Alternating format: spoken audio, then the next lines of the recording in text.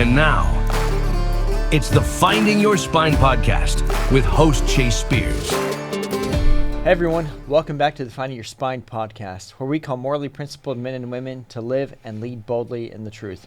I'm joined back in studio today, for second time around, with Dr. Owen Anderson. Thanks so much for staying and doing a second round with me. Well, this is a great part, too, to Samson, because we're seeing how to apply Samson to our setting. Yeah, absolutely. Our last episode, in case you missed it, we talked about this right here, Dr. Anderson's book, Samson, A Biblical Hero, How to Fight Unbelief. So if you didn't catch that episode, I really encourage you to go back because it's a really good primer for what we're going to talk about today. And that is really the role of Christians in society and the fact that we are not called to back out. We're not called to go into hiding. We are called to live and serve in Babylon and to still be salt and light in Babylon and to speak truth against a pagan culture, regardless of what it may feel about it. Yep. And so I'm very excited about continuing the conversation with you on that. So I won't go over Dr. Anderson's entire bio because I gave that in the last episode. Again, if you haven't seen it, go check it out. We had a lot of fun. But suffice it to say, you are a father, pastor, scholar, full-time pastor, and full-time professor at Arizona State University. I don't know how in the world you manage full-time in both of those. And I'm not full-time pastor at ASU, but I am full-time. But I'm a professor at ASU, philosophy and religion, and then pastor of Christ the King RP in Phoenix. Okay. So it's they're both blessings to do. I mean, the work is real, but at the same time, when you're working to the Lord, it's a joy. Yeah. Well, it's a unique calling to do both, to be serving there in the church and to be serving there in Babylon and the university as well. Yeah, it really is a belly of the beast. Yeah. We'll get into some stories today. No doubt we will. So, I'll tell you what, let's just jump right into it. This is a topic that's close to our hearts, and when we initially talked a few weeks ago, I was thinking we were just going to talk about your book, but you're just such a deep well of information that just inspired me and encouraged me about what Christians should be doing in this era. And I think we're in this really neat period of reprieve right now. I remember, I'm old enough to remember when you could get banned on X for saying girls can't be boys and boys can't be girls. Today you can do that, and you might actually even get a repost once in a while. Yeah, you'll get in a debate maybe. So we're it seems like we're in this window of reprieve, and thanks be to God for it. I hope it continues and perpetuates and extends. Yeah. But my goodness, I've seen things in my lifetime that I never thought I'd see in terms of a society going just so hostile to basic truths. Yep. Yeah, really simple truths like you mentioned just now, male and female, which is not a Christian truth. Everybody knows that all of us came from the union of a man and a woman. There's no exceptions. And so basic universal truths, but then also, you're right, specifically against Christianity. And so the work I do as a public intellectual really revolves around bringing that kind of corruption to light. So I have a Substack, which is simply my name and title, Dr. Owen Anderson. So if you look for me on Substack, then you'll see my picture. And the purpose of my Substack is really just dedicated to the kinds of anti-Christian things that go on in our universities, and especially ASU. Because since that's where I work. ASU, people may not know this, but ASU is the largest state university in the country. We have 185,000 students. I think 110 of those are in person. So you can say, well, yeah, mostly those are online. No, they're actually mostly in person across 4 campuses spread throughout Phoenix. And so then, of course, we got a big online presence as well. And so, and last year we had a bit of a football presence also. So every 20 years or so, we get to do that. But what happens at ASU really will tell you, your listeners, about what's probably happening at their local state university also. Very good chance. And what happens with the state universities is they present a public face, which is pro getting jobs, job training, a great honors college where they'll read the great books. But then there's the truth of the matter, where they don't tell the parents when the parents go on tour. And that's what my Substack's about.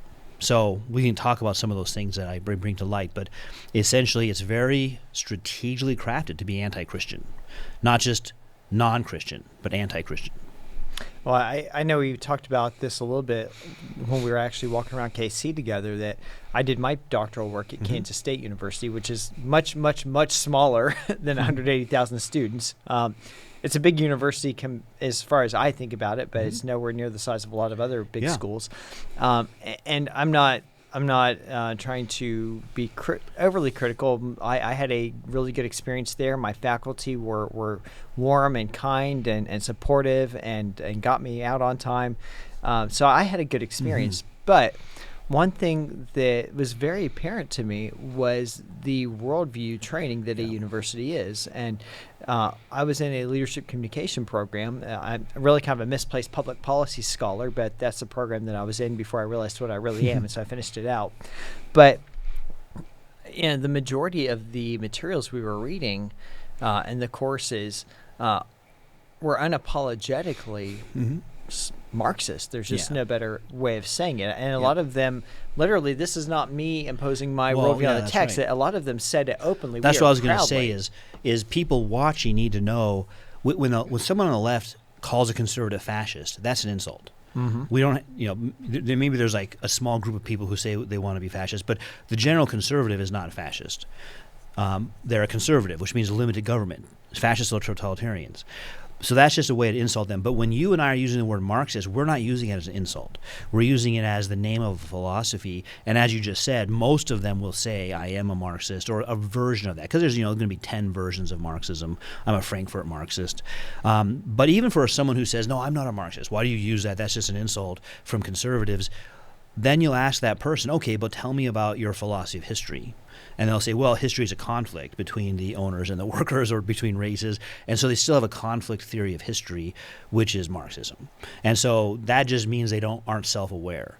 But it's important for your audience to know that this is not simply a word being thrown around to insult people that we don't agree with on the political spectrum. Not at all. This is what they say. And I'm a Marxist. I'm going to get rid of American capitalism, get rid of American Constitution, get rid of Christianity, and change the entire country. That's the goal, and it's very stated. Now, but that's the thing is, they're not going to say that to you in the parent tour. No, they won't. They're going to take you to the honors college and say they do great books and they love doing that, and then you'll find out, one of my articles on my Substack was about our honors college hosting an event about the benefits of learning to do witchcraft and how it's good for young women because it supports feminism. So this isn't just like ideological theory of witchcraft as a lone woman who stands up against men. This is practicing rituals. And so that's not on Parent Day, is it? No, I mean, it's you got to wonder, like, even the most left-wing parent, how would that mother or father feel if they're taking their kid to a school on tour day and, here's the witchcraft class? Well, and if I opened up my classes by saying, now I want all of you to recite the Lord's Prayer, we would agree, okay, that's not for a state university. I'm not at a private Christian school. I would agree about that. But that seems to be selectively applied to only Christianity. You can do other religious rituals, and especially ones like witchcraft, because they're meant to be subversive for Marxist goals. Yeah, well, it's the same conversation that I have with friends of mine who are on the public school boards, K through 12 in our area. The left wing says, well, you can't get rid of these curriculum options that are into diversity and inclusion because that's good. That's net good. Yeah. We want diversity. And to which I say, okay, so if I come in and catechize children to the Westminster Confession, how would you feel about that? Then they would raise the objections. I mean, it's not whether an ideological framework will be imposed, it's merely which one. That's precisely right. Yeah, not if you're going to worship God, but what God do you worship. And so our universities today simply teach the worship of Eros and Bacchus. And they say those are good things for your children. So I want parents and students to be aware of this fact, and then they can make more informed choices. Now, the truth of the matter is, state universities are important. We might have someone in the audience who says, well, we shouldn't even have state universities that are funded by taxpayers. Well, that's a good debate to have, but right now we do have them, and the purpose of a state university is to provide citizens in that state with an affordable college education. And so if that's being provided by the state, but it's been hijacked by Marxism, that's a big issue that we need to deal with. And it's especially in my field, the humanities, which is things like history, philosophy, religion, literature. That field the statistics that come out when agencies like the Pew Research does statistics about professors' beliefs, it's like 97% identify as left or far left. Now, if you're simply hiring, if you have fair hiring practices and you're just hiring from the general population, you can't achieve 97% of anything in America because we're basically 51%, 49%. And so that tells you something has been going wrong for decades, because that's not a new poll. Something's been going wrong for decades, or right from their perspective for decades, that they're allowed to hire like that. When in any other area of life, if we found a job and it's 97% Republican, people say, wait, that can't be, why is that the case, right? So our university professors are very clear of what their beliefs are, especially humanities, but it does infiltrate the other fields, because sometimes parents will say, well, I'm going to go into STEM. My kid will go into STEM. That's safe, or medicine. And I've documented that on my Substack, how our STEM and our science and our space exploration programs, the front page of their website is DEI. And sort of, I don't know if that's an important thing to go to Mars. Is Elon Musk hiring based on DEI, or is he hiring based on engineering expertise? Yeah, the question should answer itself pretty easily. Hope so, yeah. Yeah. So let me kind of play devil's advocate a little bit. I've got another friend who does some work up at a Christian school. I don't know if he'd want me to name it, so I won't. But we talk a lot about the fact that in Christian education, it's even hard for schools to find professors who are doctorally credentialed, who know how to do research, who enjoy teaching, and who hold to very solidly rooted Christian beliefs. And I do wonder, is there also a higher percentage of non-believers who pursue that level of scholarship? Does it limit the pool? I don't know. I'm just kind of curious. No, that's a great response, because that's the response Jordan Peterson has had to liberals that drives them nuts. And so if they're going to use this response, which is that, well, it's self-selecting, a conservative Christian is going to go into the military or something, whereas a liberal is going to go into academics. Yeah, that's true. We do have free will, and different values do self-select different things. But that's the answer to why are men paid this way and women paid this way. The way those statistics are presented by the left is that for the same job, men get paid more than women. And that's just not true. That's literally illegal. That's a court case. If that happens, you can go to court, you'll win. It's that overall, men are paid more than women. And Jordan Peterson kind of fleshes that out, that it's because they choose dangerous jobs to get paid more money. They do outside work, not just inside work. And so, yeah, in other words, what you're raising is, well, isn't it due to free will? Yes. And that's a fine answer. If it turns out that conservatives don't want to be professors, that's one answer to this problem. But I know plenty of PhDs who are conservative Christians, and they will not get hired because they're Christians. That won't be a question on the hiring committee, but there will be other questions on there. How do you contribute to diversity that will weed out conservative Christians? So if you showed me that the only unemployed PhDs are liberals and then conservatives don't care to be professors, then that case would win. But instead, you have lots of people who should have jobs and that won't get them. I'm going to dovetail just a little bit, because I'm curious, and I don't know the answer. Do you think that, again, my buddy told me that he goes to a lot of conferences with Christian university leaders, and he tells me, man, like these Christian university leaders, they just can't find Christians to come work. And I'm like, well, where were they when I was defending my dissertation? But do you think there's also how we know the state university system looks for left wing? I mean, I think anyone would have to be a fool to argue against that. I think that's as clear as the sky is blue. Do you think there are, in some ways, a kind of a mirrored problem at some Christian universities who are just not looking clearly or not looking deeply enough to make sure that they get solid grounded faculty? Because this stuff even infects. I mean, look at what's happening at Baylor right now. I mean, it's even affecting the Christian Academy. No, it does. Yeah, and I've heard that same thing from university presidents, Christian private university presidents. And so here's a few things I would say about that, and it kind of gets us into another point. The first point is, and you brought this up, that there's no neutrality. Neutrality is a myth. There's no such thing. Christ himself said, you're either with me or you're against me. And so if you think there's a thing called a state university where you'll get a neutral education, you should also sign up for the unicorn safari. There aren't any. You're going to be taught some values. Yep. But then this gets to that second point of, well, what happens to our students that do go through graduate work? And in many cases, they either come in not aware that there's no neutrality. They may still believe that myth, and they think their professors are just being neutral, objective professors, or they're aware of it but not really able to defend the Christian faith. And so even though they may come out as a Christian on the far end, they can still profess faith in Christ. They really have either lost other important beliefs or aren't able to defend the Christian beliefs. And so part of why I'm in philosophy and religious studies is to provide an alternative, to say, well, here's the thing. I would say I'd name the two big problems are fideism and otherworldliness. So fideism means blind faith. It doesn't mean faith. It means blind faith in this context. And blind faith is where you believe something, you were taught it in Sunday school, but you really can't explain it or defend it. And piety, the pietist movement, might even say you're not supposed to. Your whole thing is you just say, yes, sir. If you're told to believe in a square circle, you say, I believe in a square circle. And that's not how the Bible presents faith to us. We're told in Hebrews that faith is the evidence of things not seen. So biblical faith is about the promises of God, not about believing contradictions. So biblical faith is God Almighty, who's infinite, tells you he's going to do something. Now in our sin, we doubt him. We don't trust him. But faith says, no, God told me my people will inherit that land. And so Abraham has faith. Excuse me.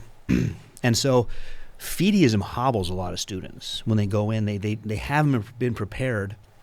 And we send them from high school into wrestle a professional MMA fighter, a Marxist who's been doing this for 30 years. Are we any surprised they get tapped out immediately? Of course they will. They're a high schooler who's a fideist.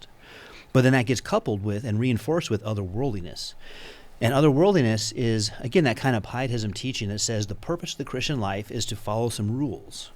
Don't smoke, don't drink, don't dance, don't play cards, and go to church. And you do those things, and the world around you is going to burn and be corrupt. But then you'll either die and go to heaven, or Jesus will take us out of here to go to heaven. And that's also what the Bible teaches. The Bible teaches that this world is converted. The Great Commission is given to us not as like a hopeless thing, like, hey guys, go disciple the nations. Not going to happen, but try. Go disciple the nations. And we already have plenty of proof. We go from a tiny group of 12 guys to every continent now has Christians. Mm-hmm. So we have plenty of proof it's going to happen and continue to happen, but that goes back to faith. Do we understand why that happens and how God does that? And so that idea that, well, I'm just going to get through my studies to get my degree, to get my job, because then I'll be a good person, I'll die and go to heaven. Well, that doesn't produce someone who's ready to fight unbelief. It produces someone who's withdrawing. And that's one of the main models for Christian intellectuals right now, called the Benedict option, which is we should just withdraw into our own little communities and wait out the storm, instead of what I would call the Samson option. We're going to take it to the Philistines, but there's so many of them. We'll put them to flight. One man will put 10,000 to flight when the Spirit's with him. And so we need to have that same kind of attitude. I think those are the two main blocks right now, fideism and otherworldliness. Well, I think as a soldier, as a veteran, I mean, I think of things a lot, still even almost 2 years out of the Army now in terms of military terminology. And you don't win a battle by hiding. You don't win a battle by refusing to engage the enemy. Now, there are different tactics that you do and to sometimes make yourself hidden or to temporarily withdraw so that you can renew strength. There are those things. But no war is won by one side saying, well, just pretend the war is not ongoing. Mm-hmm. I mean, that's how you just deliberately choose to hand victory to just the pretend other like side. it doesn't happen. And that's, again, what we just talked about Samson. That seems to have been Judah's approach to Samson. Stop rustling their feathers. Just be quiet, and we'll hope they'll leave us alone. I'm going to hide the corner, and I hope they'll leave us alone. Instead of Samson's attitude was, no, we're going to go down there. And the first thing he does is I think he offers them reconciliation through marriage. But when that doesn't happen, he conquers. So the attitude, I think, that has hobbled us so badly are these, fideism. Do we prepare our kids to defend the faith? They go into a class and they're made fun of for being a creationist. We all know the Earth is X number of years old and humans evolved from X, Y, and Z. Are we preparing our students to say, no, that's actually not philosophically defensible? It's based on materialist philosophy, which we can prove is false. That's the kind of attitude we would want, that kind of, I'll call it the philosopher-warrior spirit, because we're not involved in violent wars in the way Samson was. In this case, we do have wars on earth, but the Great Commission is about spiritual conquering through teaching the gospel. Yeah, I'm so glad that I did my undergraduate time at a Christian school, and it was never really a question that I was going to do that. It was always kind of a which Christian school will I go to, and that was back in the late 90s. Here we are, fast forward, we're in 2025, and I mean, my entire graduate career has been in the secular academy. I've gone on and done a handful of master's degrees and my doctorate, all of that in state secular schools. Yeah. And I did that as an adult who knew what I believed, who was somewhat grounded in my faith. I cannot fathom. I have actually my oldest son, he just graduated from college last year. Oh, wow. My youngest son, we're moving him into the dorms here this week at a Christian school. I cannot fathom. For the life of me, I just can't wrap my head around the idea of ever supporting any of my children starting out at a secular institution in this day and age. And you really got to know your kids. Yeah. But most kids that age aren't ready. Like I said, the professors are trained. They've been doing this for decades. I've been in faculty meetings where the professors say they love destroying the faith of young Christians. It's almost like a sport for them, like getting a trophy and a hunt. Really? Yeah. And so the parents, they're not told that, of course, but that's what the professors think. They think Christianity is false, and they actually think it's evil. It hinders the progress of the Marxist cause. And so the question for the Marxists was, how do we change the United States? And the answer was, well, we've got to deal with Christianity. They didn't have evangelical Christianity in Russia. It was a different kind of ideological conquest there. But in the United States, it's so deeply entrenched, we've got to figure out what to do about it. So I think they had a couple strategies. One was, let's sell Marxism with Christian words. And so the Christian Bible says, take care of the orphan and widow. That's all Marxism is. All we do is we care about the poor and the oppressed. We can quote Bible verses. That Jesus was an immigrant narrative. Yeah. So we'll use the Christian terms to get the Christians to think we're just Christians. And then the other one is we need to hobble their ability to fight. So the Philistines took away any weapons from Israel. And for us, it's intellectual. They tie Christians up with false virtues, or the virtue itself might be okay, but it gets misapplied or blown out of what its proportion should be. And so weakness and suffering servant, being a servant leader, where your whole goal, like a servant leader should still be to win. But this will be a servant leader and his whole purpose is to lose, because they interpret Christ that way. What's the point of just showing up just to decide to lose? Yeah, somehow it's almost like an after-school special about bullying. Like they do that with the Christians. If you let the bully beat you up, he'll feel so bad that you'll become friends. Never happens. And they project that onto Christianity. Let the opponents beat up Christians so bad that they then say, man, I feel so bad about that, and they become friends. And that's not a biblical model. No, we're not told to do that in the Bible, and it's not even a good psychological model. Yeah, it's I've got this piece that I've been working on for probably about 3 years now. It's just really a growing notes page. One day I'm going to turn it into an essay about my objections to the overly pietistic movement of people who say Christianity is purely and solely meekness. And there is an element of meekness to that. And we as Christians are called to humility and to imitate Christ. But we're also called to rise up and to stand up and to speak truth and to build and to perpetuate the Great Commission. You don't disciple the nations by sitting back and walking around with a kick me sign on. Yeah. And I think that's what that like turn your church into a atheist meeting, and then they'll feel so bad they took your church, they'll repent to become Christians. That's not how it works. That's how you get conquered. Yeah. And so that's why I've drew parallels to the church in our day and Israel in Samson's day, because I think the place it all starts is with, just like with Israelites, with us recognizing the sin we did against God. Now, Christians and humans in general don't wake up until the suffering touches them. They can even see suffering right across the street. They'll be okay. But when it touches their house, and they say, why is life so hard? And so Christians are the same way. We're very hard-hearted. But then all of a sudden we start to realize, wait, I'm losing my whole community. Wait, my kids are being taught to be atheist Marxists. Then we start to wake up. But what we have to guard against is that we're only going to repent for those things. And mostly to each other, in other words. Hey, we should have got band up and been on the school board. Let's do that. But the first and foremost repentance is before God about our idolatry that got us there. And idolatry, of course, I don't just mean bowing down to a physical idol, but we put something else in the place of God, and it's usually our own comfort, the expectations we have out of life. I had a life narrative of what I want it to look like, and when that gets interrupted is when I start complaining.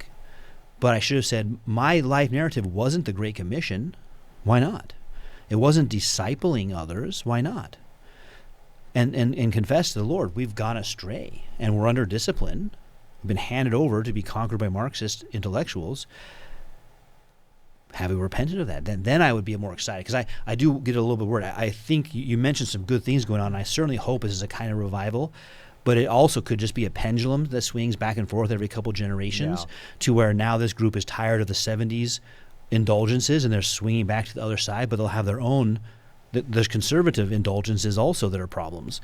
And so we don't want that. We want actual faithfulness to God. Yeah, I mean, I am seeing a bit of a shift in pendulum, but what I'm not seeing is mass repentance, and ultimately, that's what the nation needs. Everything else is a band-aid. And there are some of our cultural leaders are talking about that. So I'm not saying it is not happening, but just that's where I hope we see the church, the American church. I'm not speaking about any denomination, so maybe if anything, just broadly evangelicals raising up his voice to God and saying, hey, we repent of this, just like Israel had to do with conforming to the tribes and or the other nations in Canaan and their gods. We've done the same thing, and we need to repent before God. And that, I think God will honor that prayer. He won't, to say, hey, we're under judgment and we just want to get back to a comfortable life. That's not good for us anyway. If God loved us, He wouldn't want that for us. Yeah, part of my prayer every morning when I'm sitting out, either in my office recliner or on my front porch after reading scripture, part of it every day is like, Lord, would you grant that in my lifetime I could see a mass scale number of people, like hundreds of millions of Americans turn to you. How amazing would it be? Would you grant in my lifetime that I would see lawmakers actually punish evil and reward virtue, where rather than the culture celebrate depravity, it would shame it again. Yeah, I saw a few news stories like that recently where victims of violent attack were said to have caused the attack. And it's a strange concession, as if the people are admitting I don't have free will. If someone upsets me, I just lose my free will and I have to beat them down. Well, that's not good. You can't be out and about in free society then if you don't have self-control and over your own will. But it's that kind of here's how I describe it. Everybody wants to explain why there's evil in the world. That's one of the most important parts of any philosophy or religion or worldview. And the Marxist explanation of evil is it's done to you. You're just kind of existing, and then the capitalists invent private property and begin exploiting you. And then you do something evil maybe you stole. But that was invented by the capitalists by making private property. Otherwise, you wouldn't have to steal. There wouldn't be any private property to steal. And so that narrative is what's taught to our K through 12, but especially our college kids. That you look around the world and you find anybody who's down and out or oppressed, you don't need to know anything else about their story. All you need to know is they're down and out and oppressed. That was done to them by someone else who's bad. And again, that's just straight out of the Communist Manifesto. That's just Marxist philosophy of history. Now we know that that's not true always. The Proverbs tell us both, don't have favoritism toward the poor and don't have favoritism towards the rich. There are choices people make that get them into hard situations. Or it might not even be them. Their grandfather made a bad choice and their neighbor's grandfather made a good choice, and those reverberate down through history. And so we teach our college students that the solution is you're a good person. If anything bad happens, it's your environment. And so just change your environment and you'll all be good. And that's really an anti-Christian worldview. Now, where do you think that came from? I mean, when you look at the early church was expeditionary. Mm-hmm. And I mean, we've had a lot of water under the bridge since the first century. Yeah. Do you think there's any particular point in time when there was a grand shift towards this kind of pietistic attitude, or was this a slow drift over 2 millennium? Yeah, well, I think you can find instances of it in history. Like I said, the monastic movement is a withdrawal from this world to do the intellectual life. It's really the pagan ideal of the intellectual life. By pagan, I mean Greek or Roman philosophers. Was the life of a landed aristocrat able to contemplate the eternal forms. So Cicero would go down to Rome for a few months, do Senate business, but his main hope in life was he'd withdraw to his country estate, and he'd have his friend Cato over, and they would have nice food and indulge their other desires, and then they would have some debates about what is a good life and how do you know when you lived a good life, and that's the goal of life. And so that view is very attractive to even Christian intellectuals through the centuries, because it is a nice life. You're not suffering. You're getting what you want, and you get to say, I'm exercising my mind. Even for the unbeliever, there's a joy in exercising our mind, because we're all made in the image of God, and it's joyful to use your mind. But that I'd call that contemplationism is almost the exact opposite of Christian or biblical meditation. When King David speaks about meditating, he says, I'm going to meditate on your law day and night, and to know how to apply it, how to live by it, not simply withdraw from society and not apply your law. So Christians are supposed to be in society, applying the law of God, knowing who God is and making him known to everyone else, engaged in that conflict. But many times they've imbibed that kind of the purpose of work is leisure, Aristotle, rather than the purpose of work is the glory of God. So the leisure view makes it about me. I work so I'll have money so I can have a nice time. The Protestant work ethic makes it about God. I work to glorify God. If he wants me to work Monday to Saturday, I'll do it. That's been the norm. If I get Saturday and Sunday off, that's great too. I'm going to church on Sunday. But my whole hope in life is I get to know him more and glorify him. Okay, so I'm going to go on a complete rabbit trail here, because you mentioned the Protestant work ethic, and you're knocking right on the door of a pet peeve of mine. Okay. The American concept of what retirement looks like. Yeah. Well, that's like that leisure one. Yeah. I'll work until I'm 65, and then I want some time off. And I haven't done a history of that, but it would be interesting, because when we first started Social Security, 66 was about how long you live.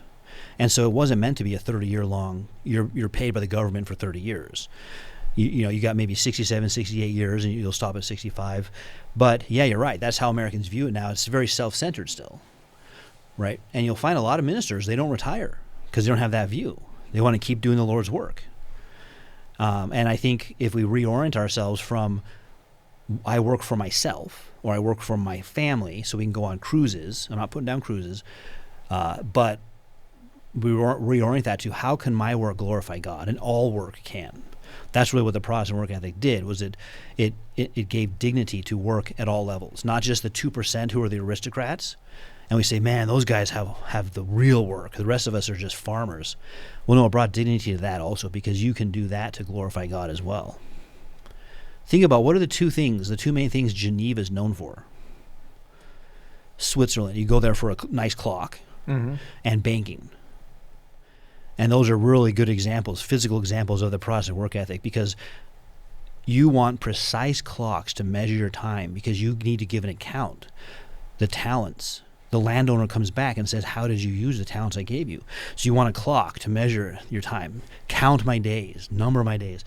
And then banking is about your money is not just for you. I mean, you use it for yourself in one way, but it's for God's glory. And so you invest it in things and you keep it safe. You know how much you have, just like the shrewd accountant. And you want to make it even larger so you can do things like start schools, fund missionaries, build boats that get across the ocean to take the gospel. So banking and clocks are great examples of that work ethic. Yeah, there are tools that people are using either to a strategic end, whether it be the glorification of the self, pleasure, or whether it be glorification of a greater purpose. Like me as I'm using air quotes here, military retiree, I get asked from time to time, like, "Hey Chase, how's that retired life going?" And I suppose I'm going a little bit over the top here, but by that I infer they mean like, am I learning to play golf, or am I buying a boat, or am I making sure that cable news still works? To which I reply, nay to all, nothing against the first two anyways. But I look at it as, man, what a great opportunity the Lord has allowed me to have this next vocational chapter, like in hopes that I will have work that is honoring to Him and glorifying to Him, and to build something that goes far beyond what my first military vocational chapter was. And I think that's something we need to take a hard look at, especially as Christians, because I know I even get in trouble with some members of my own family about this when I talk about this. They say, look, I worked till I was 65 and I deserve to take the time off. And I'm not saying we all need to work in different people call it different things. In the factory on the assembly line to wear 92. That's not what I'm saying. But I also look at the Bible and I see Moses. Moses didn't hang it up at 65. Once you're 65, you have that retirement. Great, your time's freed up to go do evangelism. Yeah, exactly. Yeah, I mean, work is not just a factory, like you're saying. But even that work, the thing that Protestant work ethic did was it dignified all work. All work can be done. The factory worker is a human with human dignity, and he can work for the glory of God. Whereas the current university student is taught to look down on that person. That's not good. You're all of the university students think they're going to be leaders. I'm here to train to be a leader. So, well, there's 180,000 of you. We can't have 180,000 leaders, right? But they all view themselves in a very prideful sense of, I want to be in charge of this place. And if you're not in charge, you don't have as much dignity. So that's an important part to reclaim as well, that no, all work done by humans unto God is wonderful to find out about and learn how it was done. So, yeah, that idea of the leisured class and the Benedict option and the monastic withdrawal, I think fast forward that to the Protestant section, and I think you have these really terrible wars of religion between Protestants and between Catholics and Catholics sometimes, and Protestants sometimes. And I think that exhausted European Christians, as it should have. It was sinful the way it was conducted. And so, of course, I fall on the Protestant side of thinking that persecution was towards us, and that was wrong. But even between Protestants, you can find things that weren't done the right way. They weren't done in a godly way. And so one response of that was to say, well, you see, we can't figure it out. We'll never agree. This side of heaven. You heard that phrase? This side of heaven. So we just need to be a good person.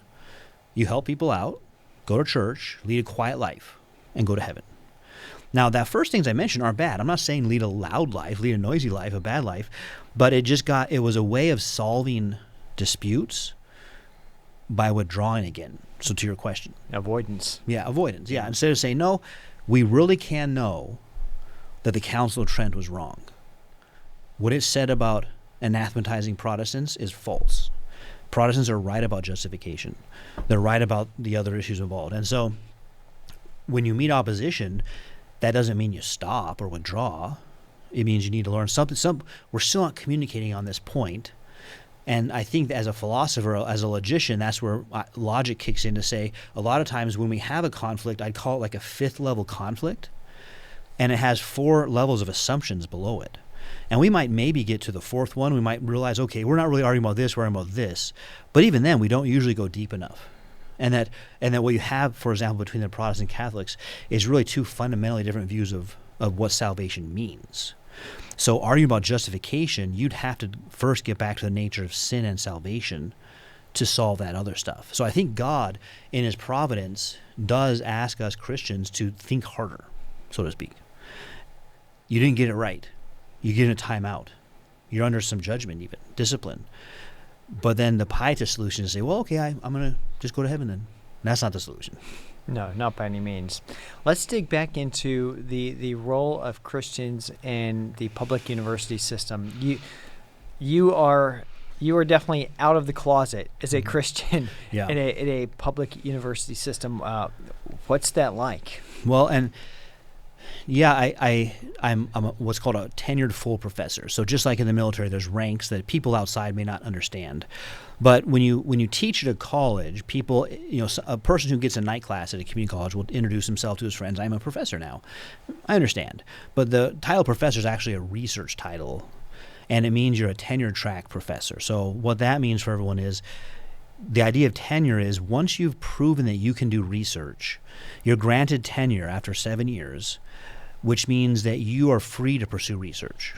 So what they want is that you've proven the skill, you have the skill. Then they take away any like things that might interfere with your research, because they want you to just be a researcher, not be worried about, well, if I publish this, then I'll get in trouble. And if I publish that, I might lose money. And so they want you just to be able to free to pursue research. So that's the kind of job I have in philosophy. I'm a tenure track professor of philosophy, and I did get tenure. And then you can stay there, but the next level up is called full professor, where you're actually considered a research professor. And I don't know if you saw that movie, A Beautiful Mind. I know of it, but I haven't watched it. Okay, because that has a scene there where he's gone through a number of very impressive research levels, and he goes into the cafeteria, the faculty cafeteria, and all the faculty give him their pen. And it represents, you're not just tenured, we consider you a peer of researchers. So I'm only mentioning that, not to talk about myself, but to say I'm at that level of tenured full professor. And it's very rare to get outspoken Christian in a secular university to that level.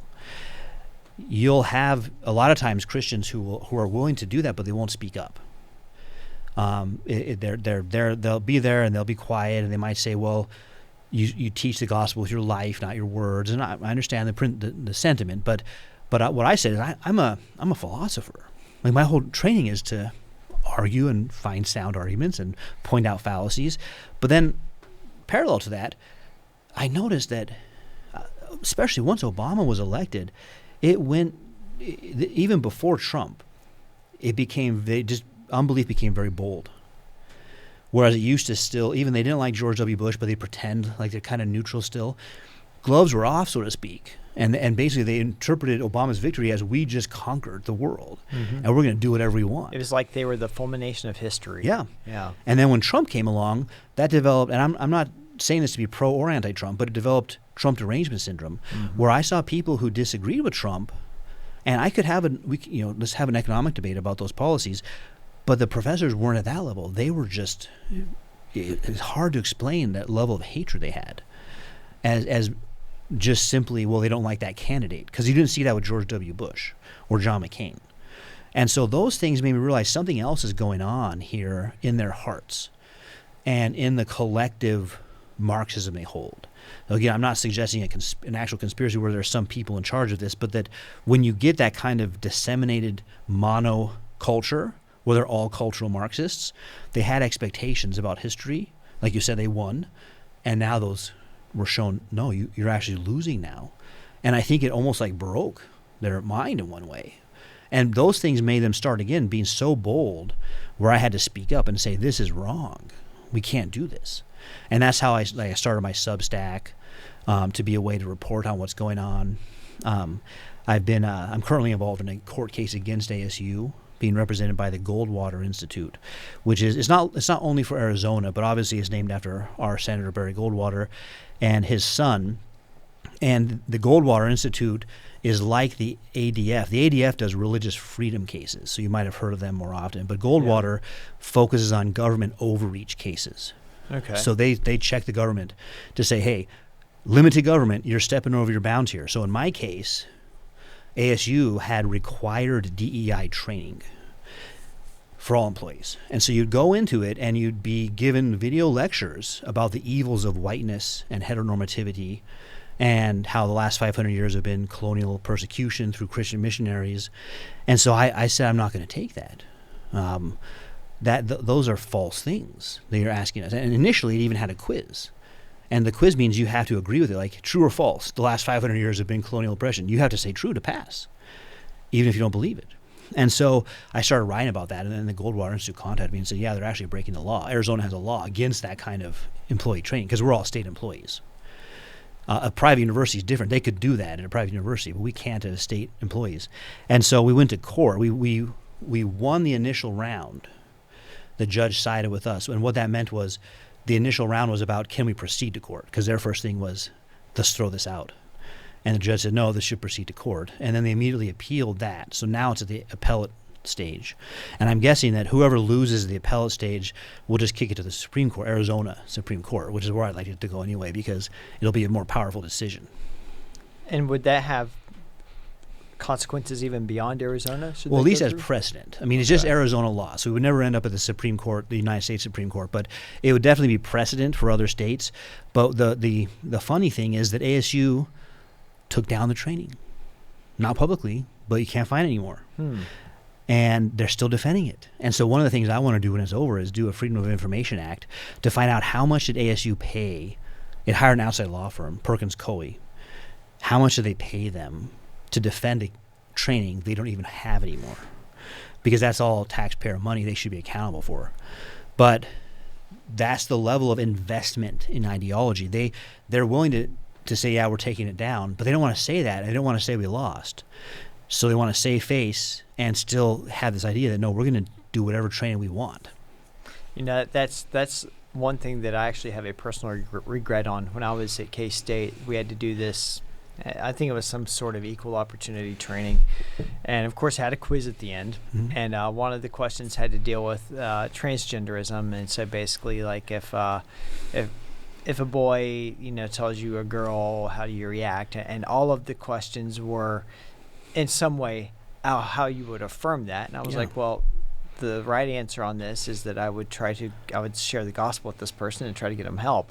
That was not an option. And the closest options, the least affirming options was what I went with. I'm like, I just need to get this thing done with so I can move on and delete this email. And that was the wrong answer. Okay, next one up, that was the wrong answer. And I had a thought for a moment, like, oh, I see what this is. Yeah. This is worldview training. And I just went to the most obvious answer that I knew that they wanted, which I knew was the most incorrect. And, of course, that got me through. But that was, I tell you what, that's because in the moment, I was still on active duty. I had a lot of work to do. I was just trying to get through a class. I was like, I understand. I just wanted to delete this email and forget this ever happened. In hindsight, I look back and I'm like, that should have been a call to Alliance Defending Freedom or First Liberty Institute right there. Right, yeah. We're always 20/20 hindsight. Right? So now going forward, you'll know what to do. But it's the same thing. I mean, I've been through a lot. Before I started speaking up, I've been through a lot of stuff. And I just said, I'm here to do my job. I'm going to do my job. But when I realized I've been put in a situation by God to be a tenure-full professor, and it's not really even me. I don't get any money on this. My court case is not about money. There's no money on the table. It's just about cease and desist this kind of training. And it's not just about me, it's about the students who are viewed as, let's destroy their faith. They need a Christian professor to speak up and say, no, I'm not going to be okay with that, and I'm going to warn them. I don't teach all your classes, but I'm going to warn you guys. This is what they're doing on purpose. And I've seen an amazing response by students. That's what gives me some hope, is I see Christian students responding, coming out, calling out their professors. I provide them with a link that they can use to talk to our state legislators. They can do it anonymously, or they can use their name to say, my professor's teaching Marxism in the classroom or teaching racism in the classroom. Good. So provide a lot of opportunities. I've seen students doing that. So the at least in this sense, they're given notice. But that means I've also become, their target. So I've had all kinds of really personal, nasty attacks on me from the other side because they're not able to form a sound argument. And so they'll usually try once. They'll try one argument, and it's like a little baby elementary argument that I can say, no, that's unsound. Here's why. It's not even hard. And then they just do personal attacks after that. It seems to me a lot of these college faculties don't even want to own the fact that this progressive left-wing trajectory that they're pushing the school, don't even want to own it themselves. It seems I see a lot of places, even when I was at Georgetown, well, it's what the students want. We're following the students, and we're taking the input of the students. I'm like, you're telling the students what to say. You're telling the students this is the right worldview, and then you're saying, well, now the students like it, we want it, so we have to do it. Well, I just saw a post yesterday about a poll that was done about that I don't remember the exact numbers, but it was like 90% of students at universities will tell the pollster publicly, yes, men and women are interchangeable in terms of trans surgeries. But then if you say off the record privately, 70% of those will say, no, I don't agree about that. I just say it because my professor wants me to. And that's in other words, you're teaching them to be liars. And that's not what we want. That's not virtue. So we need universities that teach virtue again. This is what I'm proposing. We have state universities that are aimed at wisdom and virtue. Because those aren't, you might say, well, those are Christian in one sense, 100%, but also those aren't distinctly Christian. You could be not a Christian and say, I want my student to be wise and be more virtuous when they graduate. And right now, that would get a laugh. If you said to someone, hey, are you sending your kid to state university to become more virtuous? They would laugh and say, of course not. Even if they want that, they would say, no, I mean, it's not going to happen, though. This is like a time where you sow your wild oats. But what if it wasn't? And that's not a biblical concept. There's no sowing your wild oats for 4 years in the Bible. What if you had 4 years of learning to be more virtuous, to be wise? And at the end of your 4 years, besides your grades, you have to pass an oral exam. Can you show me how you're more wise now? What is wisdom? And it's not an open answer like, well, to me, wisdom is when I affirm transgender surgeries for 2-year-olds. No, there really is something called wisdom, and the student should be able to demonstrate that they're more wise. So that's a model I'm suggesting that we get to. Now, I think those are also, I think to actually be wise, you'd have to fear God. And the beginning of wisdom. Yeah. So you can say, oh, you're trying to sneak that in. No, I don't think it's sneaking anything in at all. I think if you have some other model for wisdom, I like to hear it. I think I read all of them, and none of them work except for the fear of the Lord. None of them could be true except for the fear of the Lord. But I also believe that's what our First Amendment is for. Our First Amendment is treated by many Christians in the pietist side and also by liberals as an end in itself. You have the First Amendment to just be free. But the First Amendment is a means to an end. Now, that doesn't mean it's bad. Sometimes we hear like a means to an end, that's a bad thing. No, not at all. Oxygen is a means to us having a conversation, right? If they took the oxygen out of the room, we'd both pass out. We couldn't talk. What the First Amendment does is it says the wars of religion were wrong. The state can't compel you to sit in the pew. It doesn't do you no good anyway. If you're just there because you don't want to get a ticket from the state, you're not there to honor God. So it takes away government interfering in compelling you. Essentially, it's doing what Martin Luther said. I'm standing on my conscience. And so the state gives you that freedom, but the state doesn't therefore say every view is right. Some views are false. Some views are true. The First Amendment gives us the freedom to pursue the truth together, to come to agreement. And I think largely we've not used it for that. We've used it as an end in itself and just had lots and lots of divisions. And so some Christians, and definitely the left, think that pluralism is the way it should be, rather than pluralism is a fact. And the First Amendment gives us the liberty to pursue the truth, to have agreement. Yeah, it's kind of the difference between anarchy and ordered liberty. People think, well, freedom means freedom to do whatever I want, and that's not the fact at all. There are laws, there are regulations, there are codes that we are held to, whether it be formal or informal. And even if you're free, it may not be good for you. Exactly. I mean, for freedom to hurt yourself is a bad thing. Freedom to help someone else or help yourself is a good thing. And I think we get lost in what is the purpose of freedom, what is the purpose of education, and it should be towards righteous ends. And as we get kind of towards the end here, I want to kind of dig in purpose of education, especially purpose of higher education. When I went to school, I was caught by the narrative of, I'm going to get this degree so I can be competitive for a job. Yeah. And I did that, and I've got a few other degrees along the way that were supposed to be helpful in that regard. And then I started learning about great books programs, and then I started reading things. And, of course, once you get exposed to a fact, you cannot be unexposed to it. And I came to realize how far higher education has drifted since the first university was founded. And seems like so many schools today are really just kind of higher end trade school almost. So I go to get this degree in communication or journalism or accounting or whatever. And I'm not trying to impugn accounting or communication by any means, but what is the overall purpose of education but to help someone to be prepared for a virtuous life? And I think we're seeing some schools pivoting back towards the, like New St. Andrews College, Hillsdale. I think Hildegard out in California is trying to pivot that way, and a few others.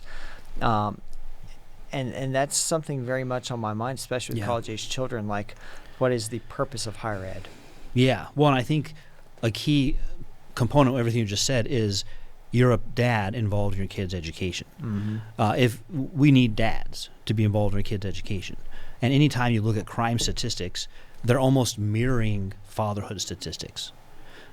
high crime statistics, you almost always find high lack of father statistics. So I would say that's the first one. So if your child says, I want to go to a university, and you assess their faith and you can be with them through that process, okay. But you need to count the challenges, warn them ahead of time, and prepare them. That's why I titled my Samson book, How to Fight Unbelief. So the fighting of unbelief is the spiritual war we're all called for. I think that's the first thing, is Christians need to realize they're in a spiritual war. It's not a matter of do I want to be or can I withdraw from it. You're in it. Withdrawing just means you surrendered. And now you're in the prison camp, right? But you're in a spiritual war. What are you going to do about it? Are you going to prepare your kids for it? Or are they going to grow up and you never told them that they're in a spiritual war? And half of them become resentful and half of them are converted to atheism. So we need to teach them that. And then how do we actually get involved in that? Well, the main thing we do is modeled to us in the book of Acts. You refute unbelief by showing that it's incoherent, and you replace it with the gospel. And so we've got to be able to do both of those. So that gets back to my earlier point about fideism. Simply declaring the Bible's true doesn't really get anywhere. Doesn't help the person or the audience. But showing that it's true in the context of that specific audience. So what Stephen does is different than what Paul does in Athens. But they both tailored their response to their audience. Mm-hmm. And they're both really powerful examples to us. So I would encourage parents to themselves have that ability to show the truth of Christianity, and then they can pass it on to their kids. And that's the way we'll get back to the kind of community that wants a college that teaches virtue. Because right now they would say, why? Except for a few of us Christians, right? I just want my kid to be a doctor to make $200,000 a year. But what if communities are demanding it? I want a college that teaches them to be a wise person. Well, but they're going into nursing. I know, but even nurses need to be wise. Whatever job you throw on there, engineers, that's the pinnacle of any education. And that's really our universal education right now comes out of the Protestant Reformation.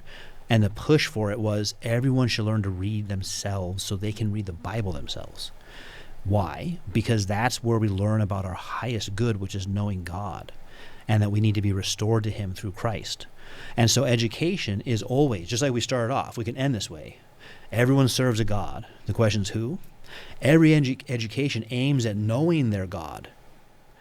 So if your God is Eros, you teach your students to please themselves however they want. LGBTQ plus all the other letters, because you worship Eros. If you worship God of the Scriptures, then you have a whole different view of what life is like. And so we need to get back to being clear about that and say, well, at least the first step is let's be clear. You worship Eros. I worship Jehovah. And those produce two very different lifestyles, two different outcomes. But then also teach our students to defend that view so we can show the highest good really is knowing God in contrast to what the other guys are offering. As we kind of wrap up here, you're a tenured full professor. There are a lot of people in state universities or even hostile private universities who share our belief, who share faith in Christ, but who fear. I'm in touch with a professor at a state university now. We talk a couple times a year, who would agree with everything that we say, but is afraid of being known as a Christian because of the potential career implications. And I've encouraged this person, like, you don't have to be Matt Walsh to still be bold. And that's not him, Matt. I love Matt. Let me be clear. But saying, like, you can live this out. Like, don't hide your light under a rock. And what would you say to Christians and students in that context who are so afraid? And I've seen the fear, and I know what the fear is like. Oh, I remember it too. I've lived through that same fear, and knowing what your teachers will do to your grade if you don't go along. So what I wouldn't want to give out advice across the board without knowing anyone's context. Like I don't know his context, so my advice is context sensitive. But I would say begin with prayer. Lord, show me where I could do this. Open up places and teach me how to do it. And then second, I would say face your fears. I had to do that. What can man do to me? And it does start this way. It starts with your loss of social prestige. And that almost hurts more than the money. You'll be around people who think you're an idiot and don't like you at all, and you no longer get invited to the cocktail parties. And that's what a lot of Christians want to preserve, that stuff. It's the status. And so I would say that's asking to clarify your values then. Is going to the wine and cheese parties with your fellow professors and having them say, hey, we're going to give you an award because you have a great book. is that what you want? Or do you want, at the end of the day, to say, I was faithful and I faithfully taught what Christ says? Now, those aren't always in conflict. I'm not saying you'll always lose that. But that is the first level of, you'll just have your other faculty say, man, that guy's a nut. I don't want to be around him. And then it could go to other things. You could lose your job. Certain publishers might not publish what you write. And so that's why I would say, learn to sing the Psalms, because the psalmist often has to face that same thing and ask that question, what can man do to me? Nothing apart from God. And if at the end of the day, my story is I lost a job for God, I'm still way behind the martyrs who lost their lives. Mm-hmm. So a lot of what we complain about is still covered under first world problems. So yes, we might suffer for Christ, but don't forget, that's why it's so important to read Fox's Book of Martyrs or other stories about missionaries. Don't forget what people have suffered for the gospel. If we get to be in that group, praise the Lord. Yeah, so many people have given up so much more than a little bit of status and a little bit of creature Mm-hmm. comforts. Yeah. We've been very comfortable, and I think, and I am not one of the people who Mm-hmm. says, "Oh, we need suffering." I like Bible tells us nowhere to seek martyrship. But we should be willing to be uncomfortable if that's what it takes to be true to the Lord. Yeah, you could seek suffering in the wrong way. I mean almost like just like the pagans always had these false dualities: pure bacchanalia, tons of pleasure, or extreme aesthetic withdrawal, hurting your body. Mm-hmm. Both of those are wrong extremes. But what you said is the right one: willingness. If God says, "Will you be a witness for me?" and if you do, you're going to lose your job, will you say yes? That's the kind of thing that we're called upon. I think when we look back on our life, we'd all want to say, yeah, I was willing. It's just that when we're in the moment, it could be scary. Mm-hmm. So, but I also like Jocko a little bit too much to not be okay with suffering. You got to just learn to say good. But what if good? Right? But good. Bring it on. Yeah. Whatever happens to you Take it like is a man. going to be for your good. Yeah. And Jocko, I think I hear he has people witnessing to him, but I think he's still just secular. How much the more if you believe in Romans chapter 8? Of course it's going to work out for the good. This is all part of it. You get to go along with it. It's also Leonidas from 300. Again, just another secular pagan, but he was able to say, you can have a great story to tell. Now, that's still self-centered. I'm going to have a great story as a warrior, but let's put it in a Christian context. You get to be in the throng of those who follow Christ. Yeah. That's a great story to tell about him. Look what Christ did in my setting. Look how the Lord brought me through. Mm-hmm. Absolutely. Yeah. So I think those are all ways we can, I don't know the right words, reframe it, but we can put it in biblical terms, which is, again, why I want us to have the biblical hero. Put it in biblical terms to give ourselves courage and never be faint-hearted. Yeah, and I think that's one thing that's key, and we'll kind of close out on this, is the importance of, as a believer, being in the Word. Because I know the more time that I am in Scripture and the more time I'm reading about those who walked before and how the Holy Spirit sustained them, the smaller the mountains that I'm trying to scale look. Doesn't mean they go away. No, 100%. But they look less impossible. And just using the analogy of the bread of life. If you're a commanding officer, you're getting ready for battle, and you ask the soldiers, what'd you eat today? Nothing. What would you eat yesterday? Nothing. When's the last time you ate? Well, a couple months ago. Your soldiers are going to be weak. Mm-hmm. But if you say that with the Word, you're going to go face unbelief at work. Well, when's the last time you were in the Word? Well, I think I read it last month. Well, yeah, you're not going to be ready for that then. Yeah, we have to. There's a reason the Lord told us it has to be your daily bread. Mm-hmm. Yep. Absolutely. Gosh, Owen, this has been amazing. These two conversations have just been so encouraging to me. I'm so grateful the Lord crossed our paths. I'm so Same grateful here. you were willing to make the time to come out. And before we close out, where can people follow you, connect, learn more? Yeah, I try to keep my social media name consistent, DR for Dr. Owen Anderson. So you'll see me, I have a YouTube channel where I do interviews as well, and just people who I think are interesting.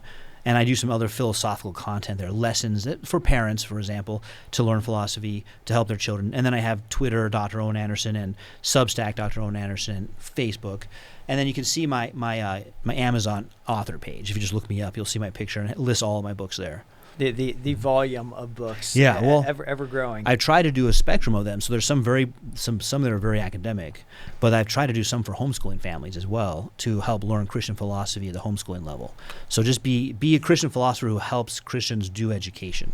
Oh, great. Okay. Well, we're a homeschooling family. We may be adding to the number of titles I need you to come in and autograph. All right, good. I'll do it. Deal. All right. Well, thanks so much. I've just been really privileged to be with Dr. Anderson here in the Herzog Studios in Smithville, Missouri. It's a great organization that helps catalyze Christian education and support Christian educators, especially homeschoolers as well. So if you haven't checked out their teacher training events, you absolutely should. I've been to a couple of them. They're amazing. They're first class. Go to herzogfoundation.com to learn more. If you'd like to know more about me and my other work, you can go to chasespears.com. Here on Finding Your Spine, I try to bring you stories and people and principles of courage to show you it can be done. But it's up to you to put them into practice. It's up to you to find your spine. So let's get to it. I'm Chase Spears. Thanks for listening. Remember to like and subscribe so you never miss an episode. And we'll see you next time on Finding Your Spine.